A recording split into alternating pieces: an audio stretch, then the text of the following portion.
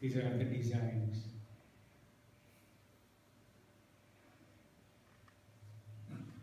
Right. Some of the places have been marked here. You can see Girnar, Shatrunjay, Khajuraho, Pavapuri, Samet Shikhar, Shravanbelagoda, Ellora, Ranakpur, Jaisalmer.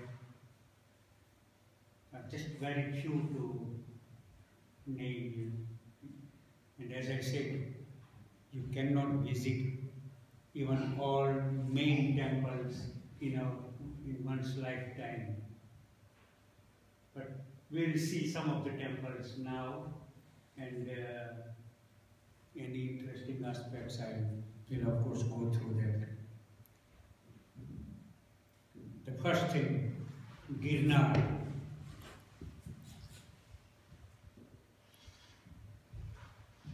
12th century, built by Vastupal and Tejpal. Vastupal and Tejpal were the ministers during the Salluki period in Gujarat, and they were very rich, of course, and they have built one beautiful temple in Mount Abu out of 2 temples, and some temples at Girnar as well, not all temples on Girnar mountain. This mountain is in Gujarat, just outside the Junagadh town. Junagadh is a very ancient town, of course, and Girnar is a very ancient mountain. It has been described in our scriptures as well. This is considered to be Neminath mountain, or the 5th peak of Shatrunjay mountain. This is where Neminath Bhagavan took Diksha, attained Kevalඥān, and also reached Nirvana. The Moornayak is Neminath Bhagavan because of that.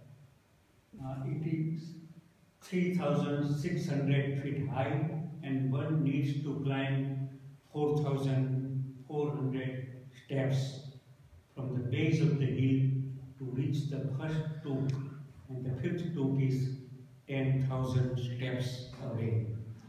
So, it's a difficult climb, of course. But one of the most beautiful pilgrimage place, one of the most important one after Palitana and Samet Shikhar. The Girnar is perhaps the 3rd in the line of the place one should visit in one's lifetime. Right. It's an aerial view. There are not too many temples on Palitana, on Shatrunjay mountain. You can see 800 temples. On Samet Shikhar, there are about 33 main temples. But on this one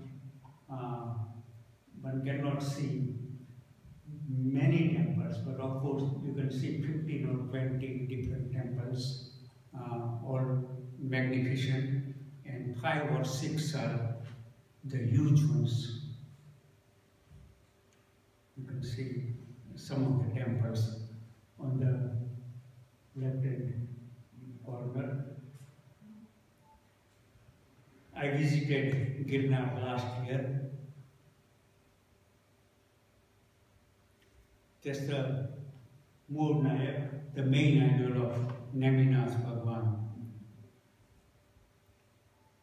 Right.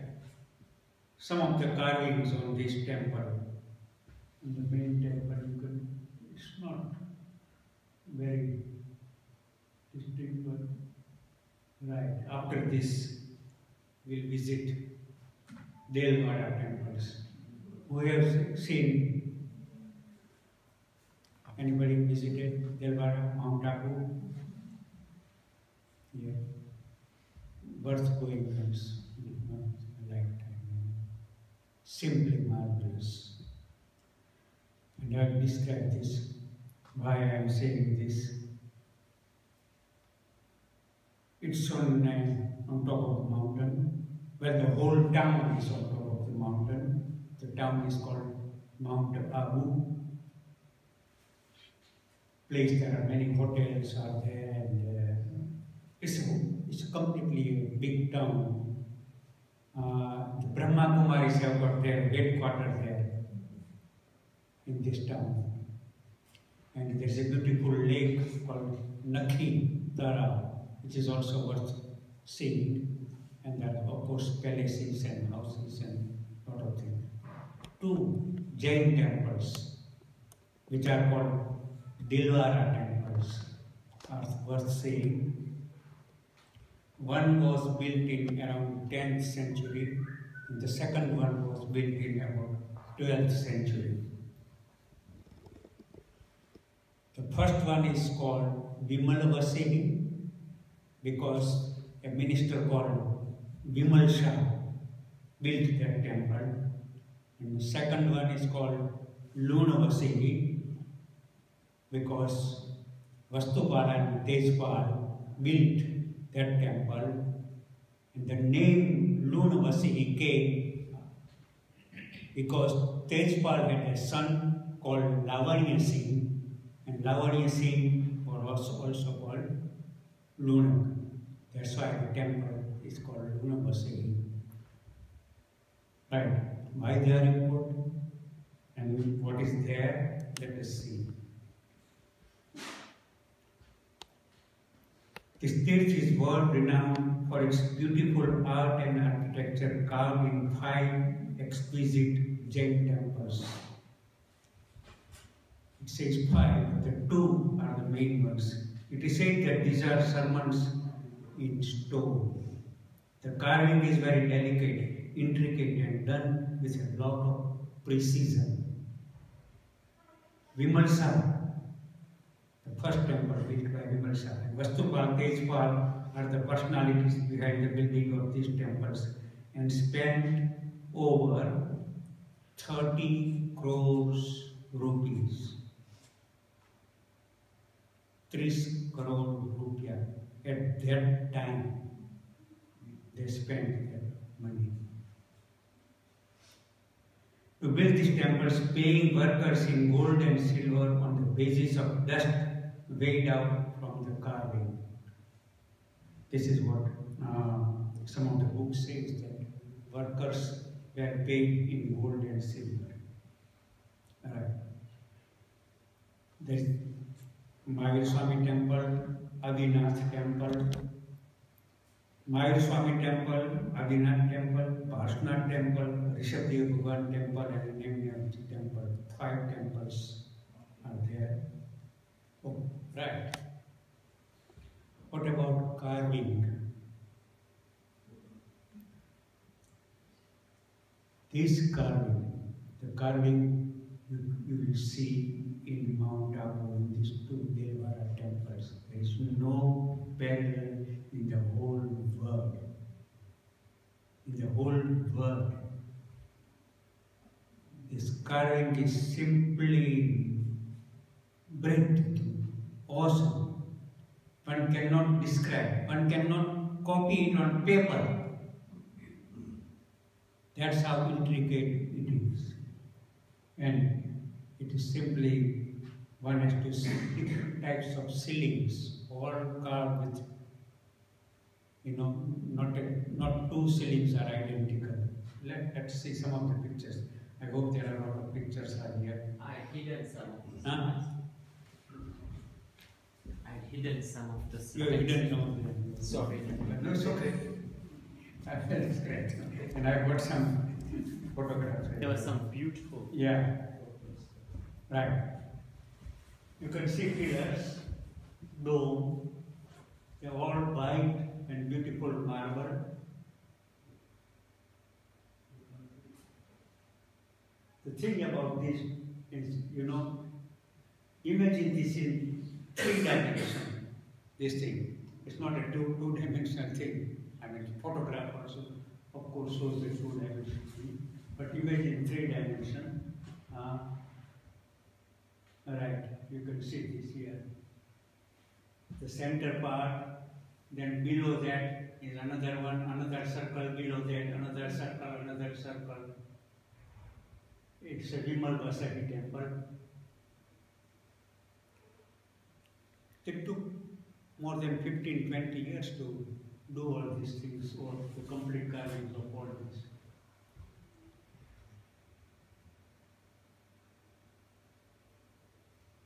See these things, and the corners and sides, all these panels, 52 different panels. Ceilings. That's again in the ceiling. Imagine how one can carve like that, you know. Have a slab there and you start carving. That wasn't done on the ground.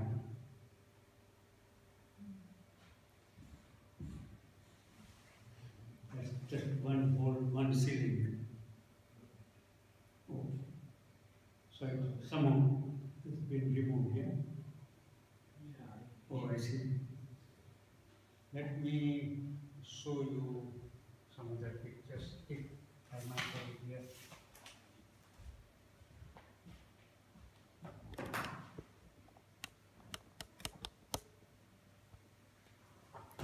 Or can we change?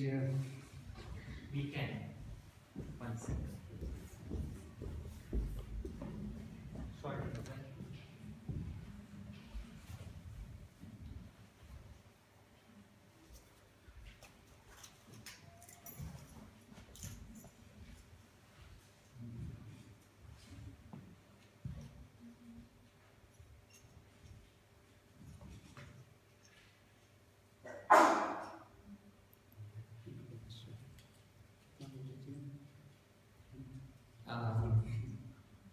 You want to do that?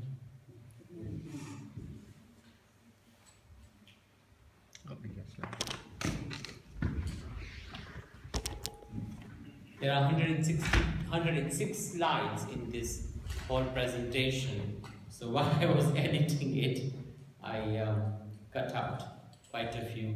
Palitana was removed because next week we'll be looking specifically at Palitana. So that was removed.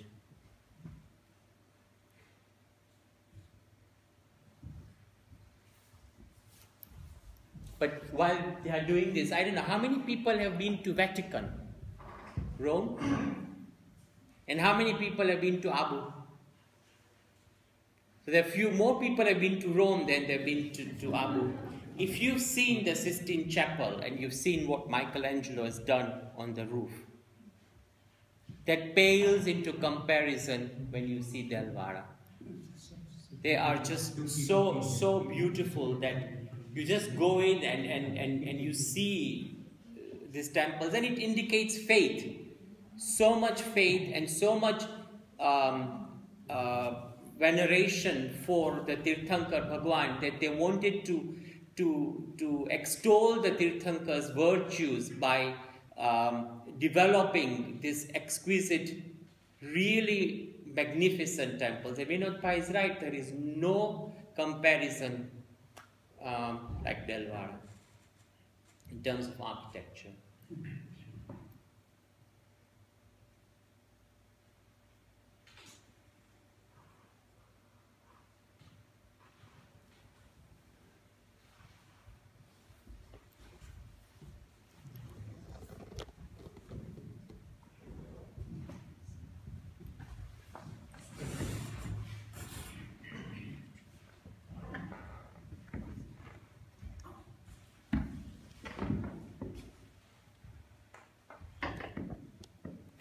This is what we have seen.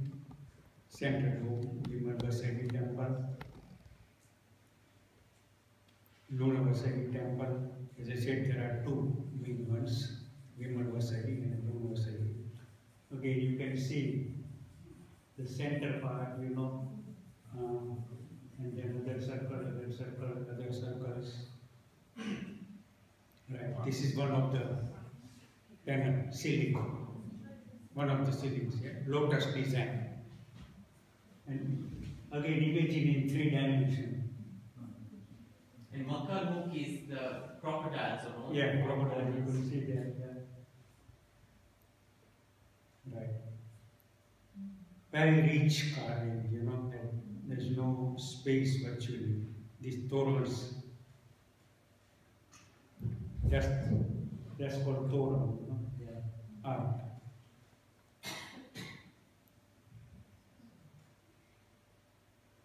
Those ceilings that are for different, 52 different types of panels are there. Luna Vasagi temple. This is Vimal Vasagi. Simply marvelous. Right. See how they might have done this. Exact proportion. And again one of those panels.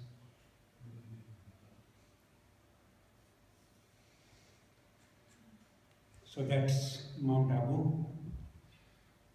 Make a point to see it once in a lifetime, you know. You wouldn't regret it. The town itself is quite good, you know.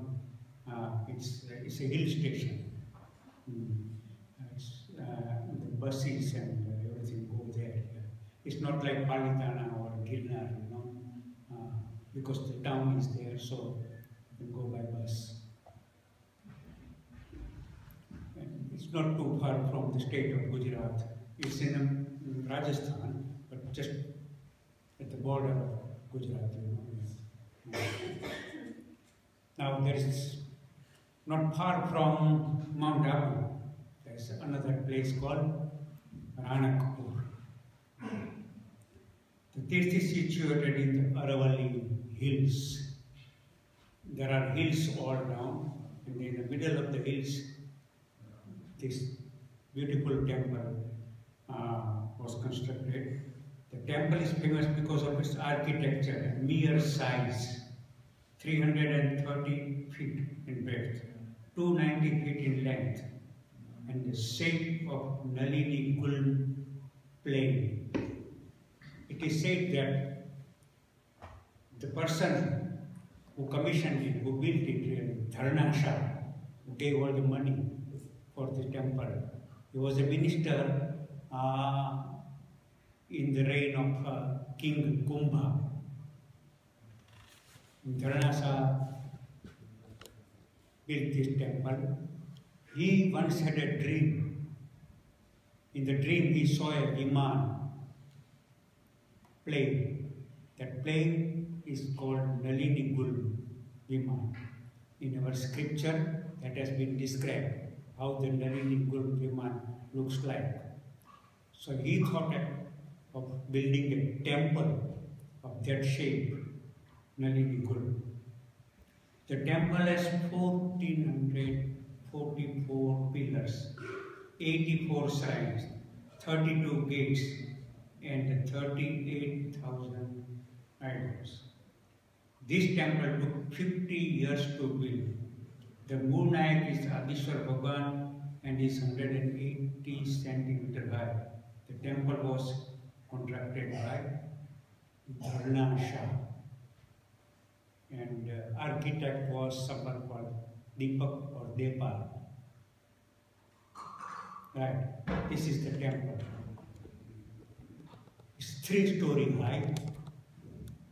Again, marvelous architecture, marvelous carving, and it's in the middle of all the hills. That is the beauty of it.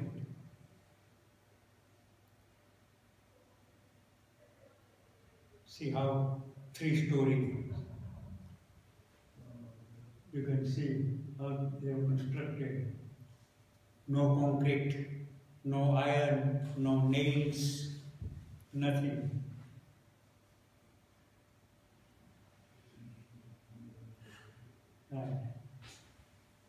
Some of the carvings shown at the bottom. The top part is of course the main temple, carving. This is the one.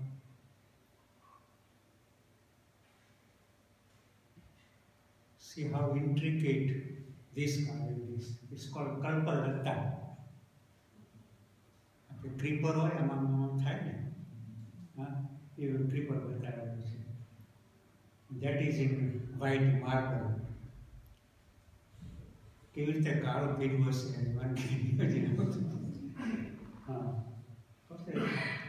Minute carving છે.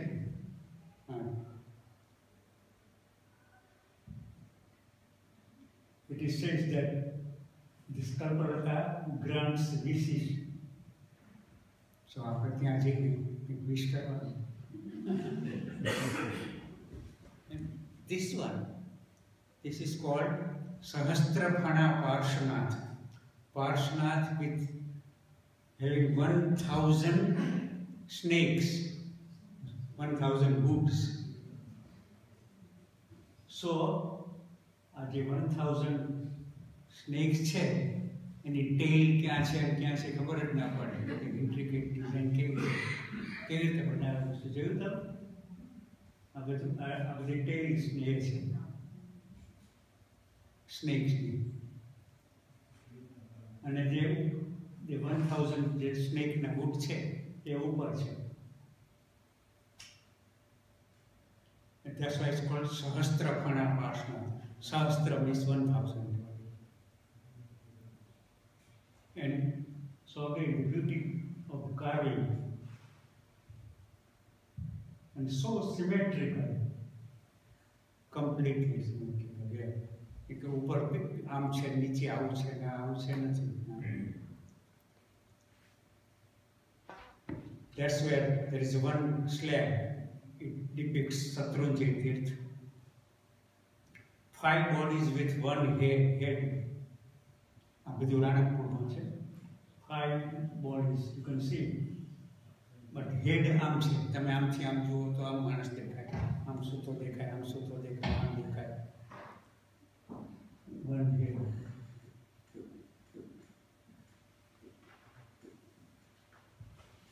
So that's about Ranakpur. Because Jaisalmer is another town in Rajasthan.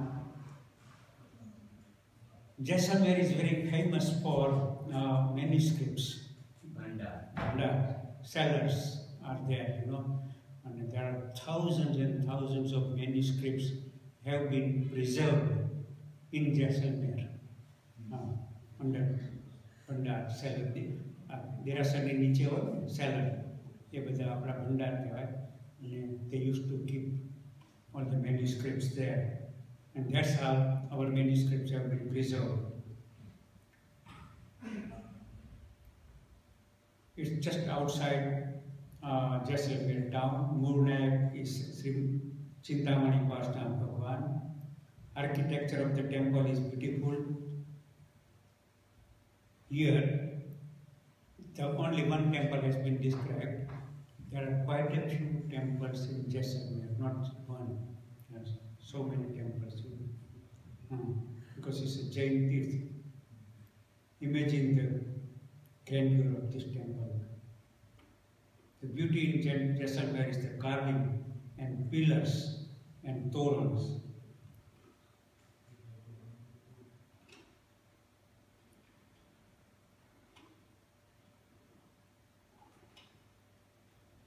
Right. We'll visit Samet Shikhar now.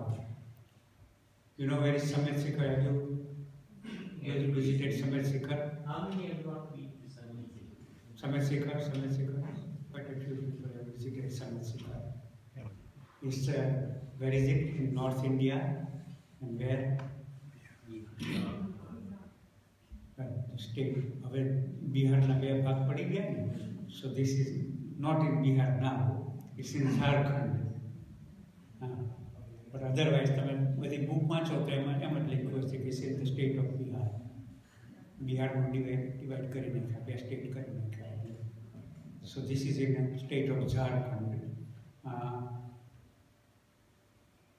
20 Tirthankars attained Nirvana there. This Tirth is therefore an endeavor of merit and destroyer of sins. The mountain is 4,479 feet above sea level and is known as Parsnath Mountain. Here, cars નથી જતી. You have to just either climb or take a lorry. The મૂળના એક સામૂહિક પાર્શ્વનાથ ભગવાન. There's one temple. As I said, there are 33 small tunk. Tunk means peaks. You have to walk about 6 miles within the mountain range. After climbing the first about 2,000 steps, you walk around 6 miles and you see small peaks everywhere. And on each peak there is one temple.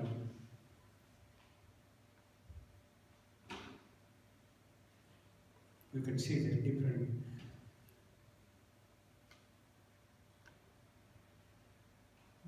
in the middle of nowhere. Right. Pavapuri Tirth. Pavapuri is unique in one sense that the temple architecture is completely of different type. It's not a traditional temple. Why it is important? Lord Mahavir attained Nirvana there. It's a white marble constructed temple, and all around temple is a beautiful lake with lotus lilies. I don't know, you can see that white temple at a distance. You can walk on that bridge and the lake, the pond all around the temple. It's called Pavapuri, where Bhagavan Mahavir Swami died and attained Nirvana. That's the temple, Pavapuri temple. And Bhagavan's Paduka, footprints are there.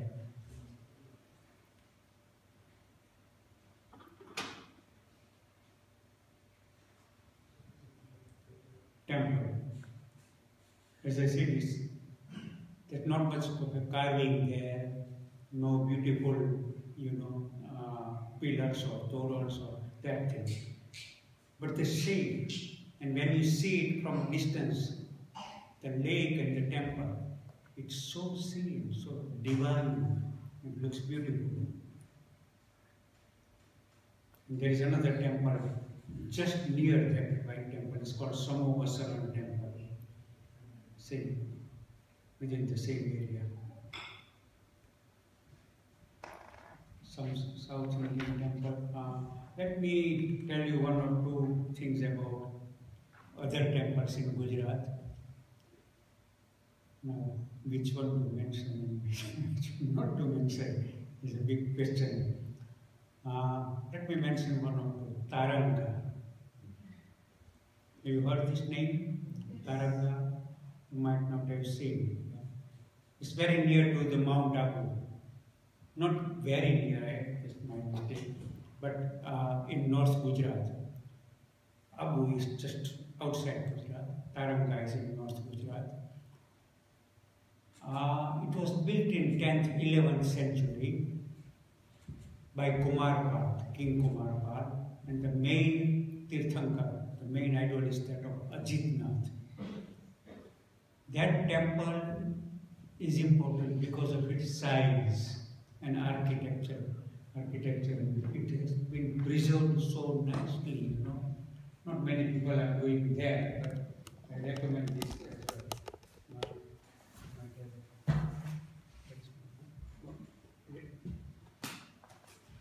So I show you this temple here.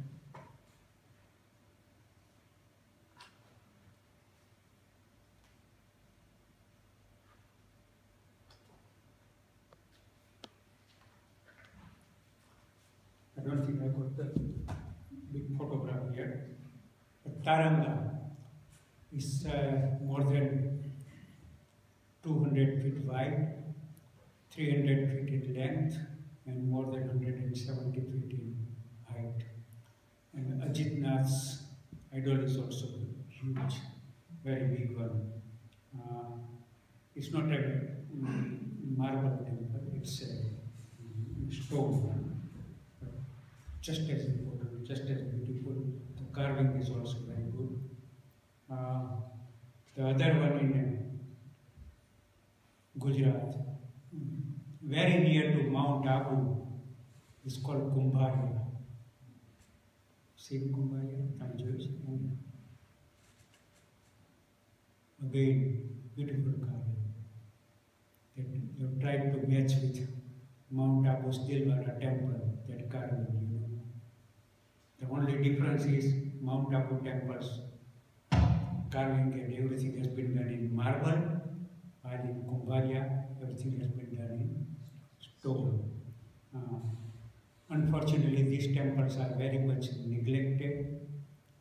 See, people have no time to go everywhere and see each and every temple. That's why so many temples in Rajasthan, in Kutch, in Gujarat and other places, there's no one to look after.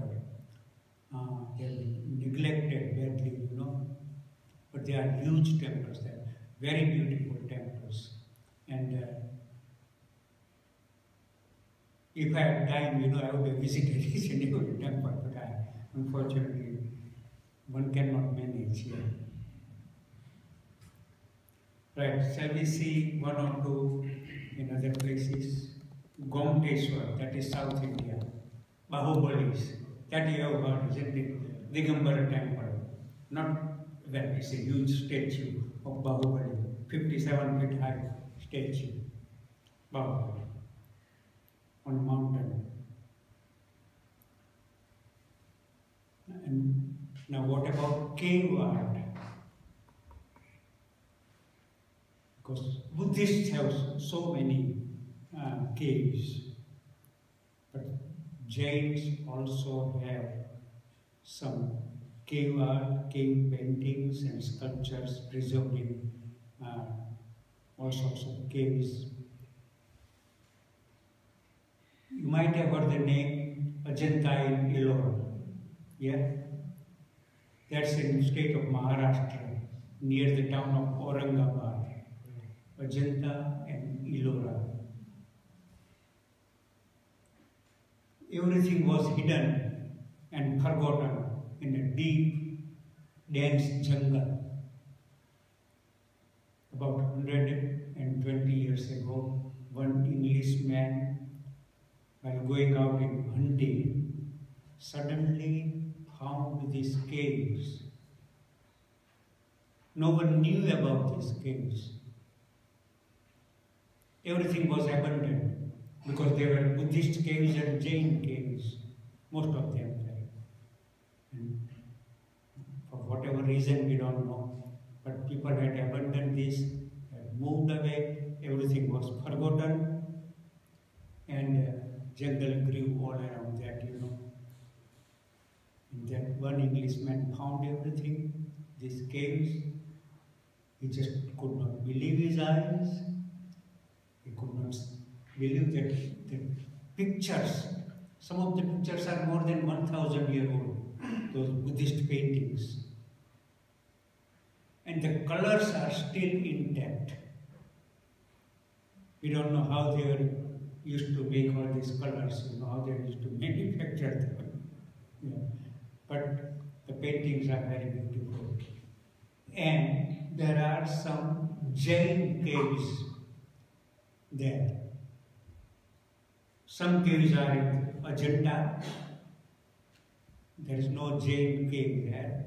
But some caves are in Ellora. Ellora is a different town. And there are lots of Jain caves are also there in Ellora. See, cave art started around 200 BCE. These are temple cut in the rocks and are not large in size. The caves usually have carved sculpture with a lot of details. First Jain cave are in Khandagiri, Udaygiri and Nilgiri Hill in Orissa, you mentioned there. And Gutupalli caves in Andhra Pradesh. Other Jain caves are at Junagadh, Udaygiri caves in Madhya Pradesh, Ellora cave temples in Maharashtra and Badami caves in Karnataka. So We are talking about Ellora caves now. It's a World Heritage Site. At the furthermost end of these caves are the Jain ones known as Parshnath on the hill. Out of 35 caves, there are 5 Jain caves, amongst other Buddhist and Brahmanical caves. Most of the caves are Buddhist caves, where you can see the statue of Buddha and the life story of Lord Buddha there. And there are images of Parshnath, Bahubali and other Jain Tirthankaras. The beauty of this is mountain has been carved out and these caves and the sculptures have been made. So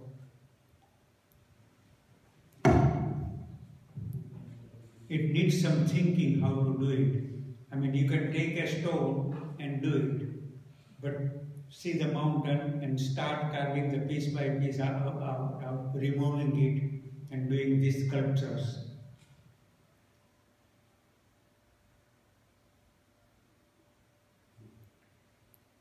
Whole temple has been carved out, Jain temple in Ellora. There are some caves in Junagadh too, which I also mentioned in Ellora. Those are the Buddhist ones, similar ones. Cave number 33, 9th century. Another slab in that cave. Right now. So that's the end of slides, but I'll mention some more temples.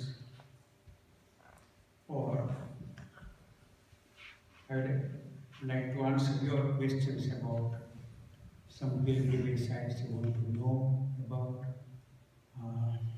you've seen, or you're thinking of going there. Any questions?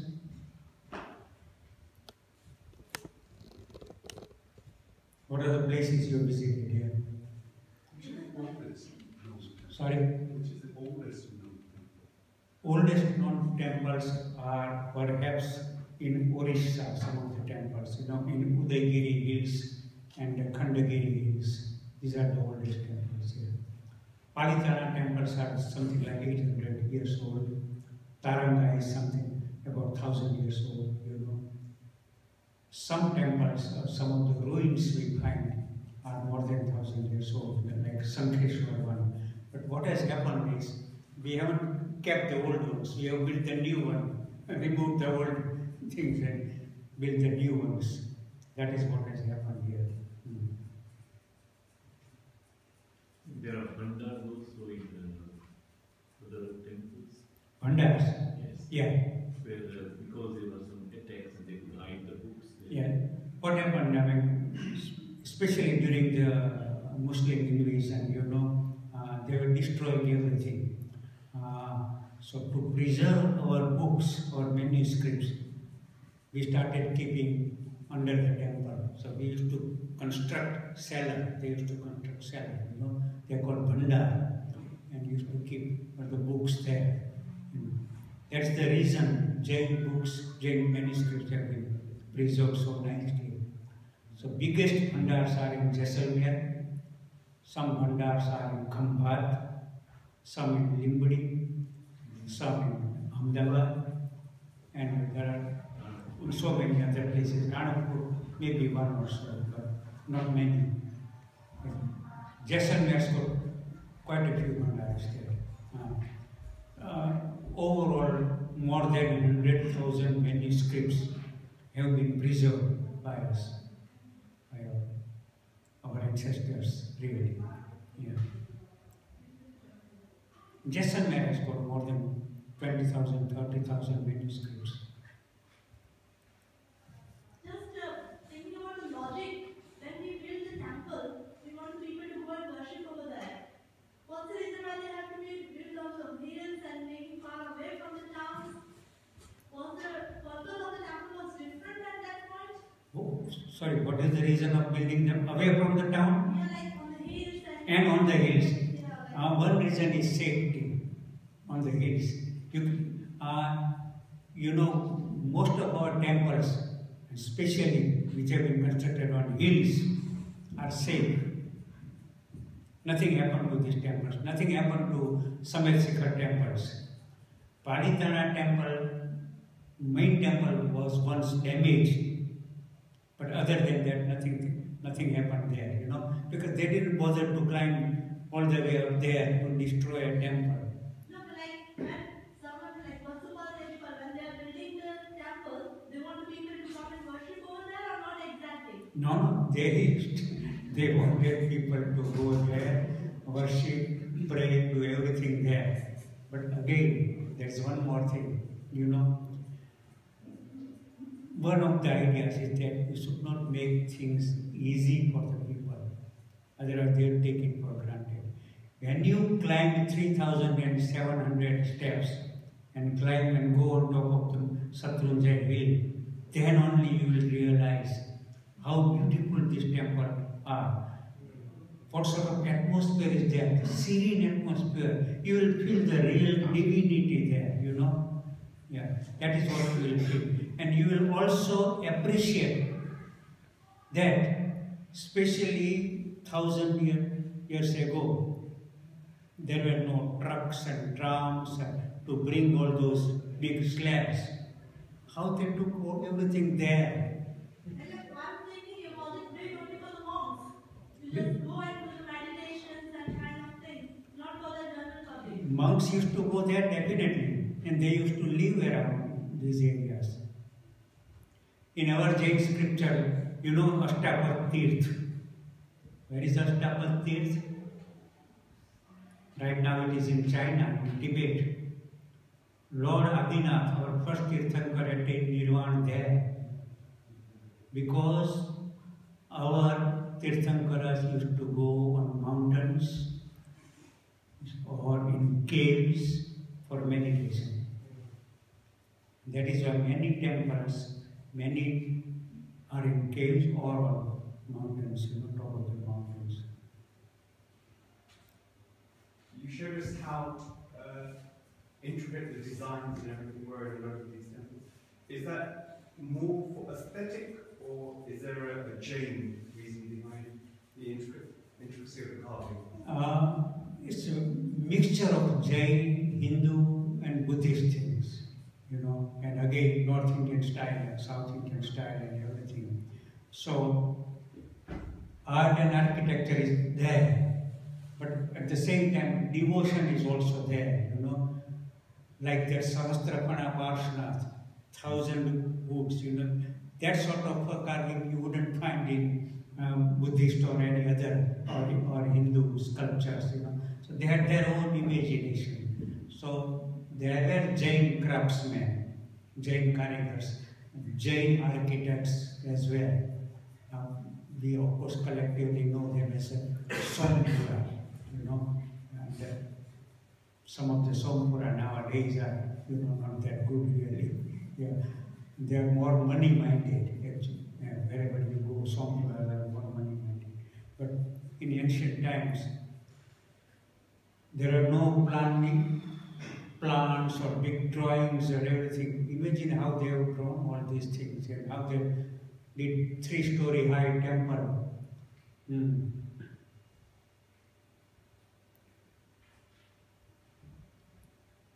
And some of the rich merchants, they used to spend crores of rupees, you know, that is billions in today's terms. Where did the marble mention? Sorry, where did they remove the marble from? Marble. Most of the marble came from Rajasthan. Because in Rajasthan there are 3 or 4 different types of marble quarries are there. You know, there are many quarries, but the types of quarries, 3 or 4 different types of quarries are there. Jaisalmer stone, other stones, you know, Varkana stones, different types of stones. Some stones, some marbles are quite superior than other qualities ones. Have they found any evidence how the marble was taken up from the hills? Not really, especially on Mount Abu. We don't know how they took all the marble there, you know. There are no roads. The elephants and they must have used elephants and camels. But again, for elephant also, going 4,500 feet high on top of that mountain, you know, it wasn't an easy thing. The town of Mount Abu has been built only 200 years ago, where the temples are more than 1,000 years old here. Yeah. Who carved first in Ellora? Was it the Buddhists or the Jains carved? Sorry, on Ellora? Yeah, in the Ellora caves. Who did the carvings first, the Buddhists or the Jains? Very difficult to say. Very difficult to say. Because all the caves are in the mountain range. In Maharashtra, you can see there is a Vindhyachal mountain there, and there are small hills. So Buddhists went there, Jains went there, Hindus went there. There is one beautiful Hindu cave there, and Bhagwan Shankar's huge temple is there. Yeah. Ellora has a mix of everything. Ellora has got the Hindu. Ellora has got, that's what I'm saying. Yeah. But Ajanta has got mainly Buddhist. Ajanta don't have anything. They all are Buddhist. Maybe they have. Ajanta hasn't got Jain Gufa, Jain caves. Yeah. But Ajanta is perhaps more famous. There are many more caves are there in Ajanta, and few in Ellora. World Heritage Site, both places. Yeah. Because as you mentioned in Bihar, Samar, like 20 different for Nirvan there. But at present, the Bihar as whole, including Jharkhand, is considered as most criminal city in Asia actually. Why it is? Because it was so spiritual, so divine at that time. And now difficult to answer that, but of course, perhaps this is one of the reasons. Famine was one reason, and the decline of Jainism slowly started in that region, you know, and people started moving. They left Bihar, they came to Rajasthan, Gujarat, Maharashtra, and went to South India as well. Bihar is comparatively very poor. Standard of education is very low. Crime rate is high. It's still high. There is much improvement now. But that is why traveling alone and going on pilgrimage is still considered a dangerous thing to do. Because as I said, sheer poverty there, you know. People are not very educated. They try to rob you, do everything, you know. Crime rate is very high. That's true. But that's perhaps one of the reasons, you know, no money. it seems it was ignored actually, how Rajasthan was developed and looked after so many temples and no crime rate and no much poverty compared to Bihar. It could be the reason. Because Bihar is more, the people there. Wherever there are more Jains, you know, crime rate is very low. People are more prosperous. You can see Gujarat, Maharashtra, Rajasthan, Kutch, you know, more Jains are living there.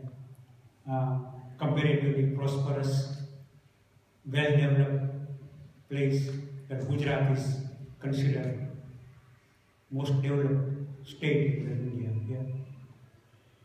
And it used to be the richest state in India. Now the Maharashtra is because of Bombay. But the sad thing is, Vinodbhai, the old temples, and new ones are being built. So, Maharashtra There are many reasons. This age-old belief. કે તમારા life ટાઈમમાં તમારે કંઈક એક જ મૂર્તિ ભરાવવી જોઈએ, temple કરવું જોઈએ, ધેટ્સ વન બિલીફ. અને એક ટેમ્પલમાં જે ઇન્કમ થાય છે that is called દેવદ્રવ્ય. And since 7th century there is a tradition and a sort of a rule or a law that devdravya cannot be used for any other purpose. It can only be used for building another temple.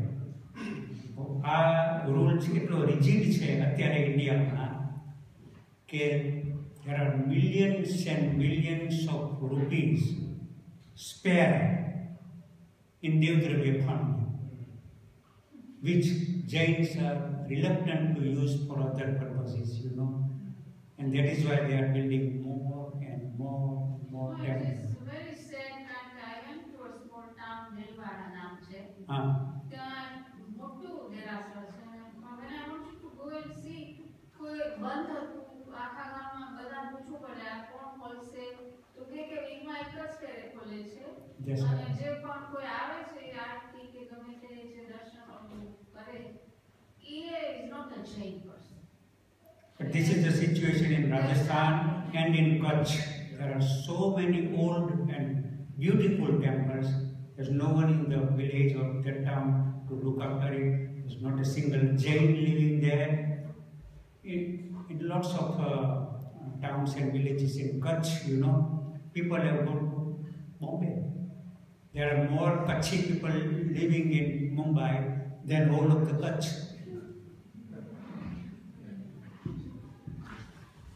Is there a tradition that Maharaj Shivaji Hoy, that's who looks after the Jain temples, doesn't necessarily have to be Jain? I remember from Dar es Salaam that we had 2 or 3 marriages in succession and none of them were Jains. એમાં એક reason શું છે? Again that devdravya concept. Devdravya cannot be paid to a Jain priest.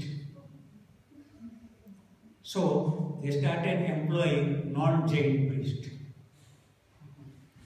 Non-Jain priest છે એમાં it's not working very well, that idea in many temples. કારણ કે એ લોકોને એટલું devotion નથી. એ લોકો આરતી મંગળ દીવો બધું કરે. They are not really devoted.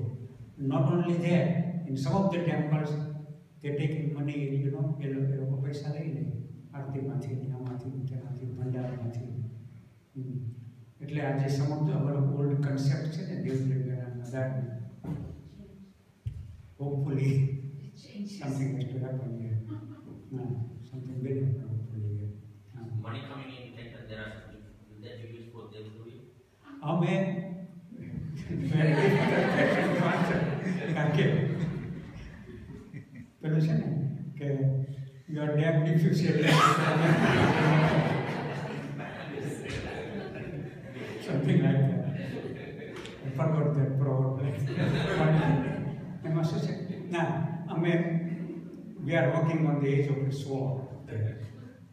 કારણ કે એક બાજુ લેસ્ટરમાં ને એમાં સ્ટ્રિક્ટ રૂલ છે દેવદ્રવ્યનો બધો. એક બાજુ Oswal કમ્યુનિટીમાં there is no દેવદ્રવ્ય thing, right? એ લોકોએ નથી કર્યું, આવડું મોટું હ્યુજ ટેમ્પલ બાંધ્યું છે. There is nothing like દેવદ્રવ્ય there. Of course, many people are opposing. માયર ફાઉન્ડેશનમાં શું કર્યું છે?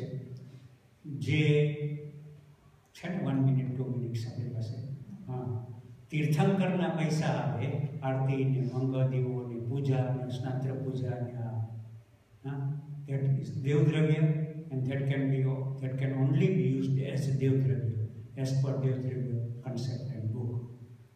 પણ મણિભદ્ર બાબા અને પદ્માવતીના માતાના એ પૈસા આવે, that is not devdravya.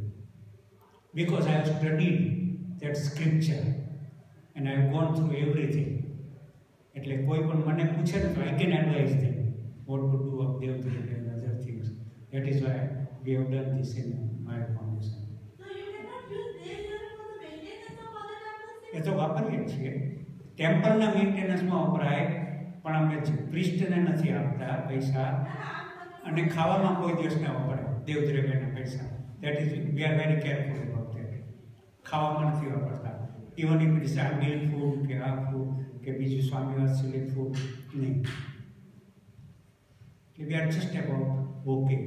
દેવદ્રવ્યના પૈસા દેવદ્રવ્યમાં છે, જનરલ ફંડના જનરલ ફંડમાં છે. એટલે અમે ભંડારમાં 3 પેલા રાખ્યા છે ને ખાના, દેવદ્રવ્ય, જનરલ ફંડ એન્ડ જીવદયા. હા, પણ લોટ ઓફ ટેમ્પલ ઇન્ડિયામાં એવા છે ને કે એ લોકોને મેન્ટેનન્સનો પ્રોબ્લેમ છે, પૈસા નથી અને દેવદ્રવ્યના પૈસા વધતા જાય છે.